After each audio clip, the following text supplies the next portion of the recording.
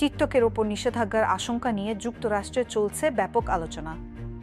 এই অবস্থায় অনেক টিকটক ব্যবহারকারী বিকল্প হিসেবে রেডনোট নামে একটি চীনা অ্যাপের দিকে ঝুঁকছেন। এরই মধ্যে অ্যাপল অ্যাপ স্টোরে ডাউনলোডের শীর্ষ তালিকায় জায়গা করে নিয়েছে রেডনোট। বিশেষজ্ঞরা রেডনোটকে টিকটক ও ইনস্টাগ্রামের সংমিশ্রণ হিসেবে বর্ণনা করছেন।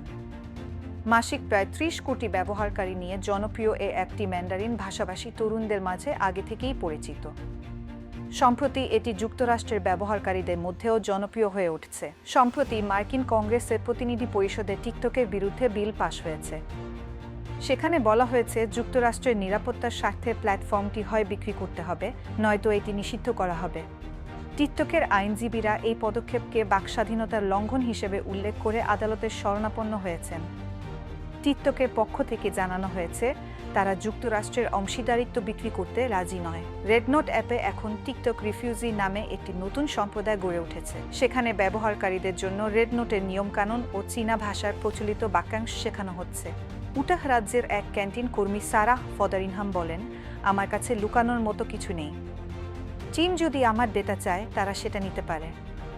ফ্যাশন ডিজাইনার মার্কাস রবিনসন বলেন, রেডনোটের কমিউনিটি আমাকে উষ্ণভাবে গ্রহণ করেছে। এটা আমার ব্র্যান্ডকে আরও এগিয়ে নিয়ে যাবে। রেডনোটের বিরুদ্ধে চীনা সরকারের সমালোচনা সেন্সর করার অভিযোগ রয়েছে।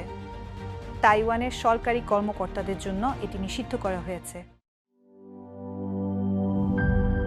জীবনের সাথে চলে hi-fi, all time healthy life।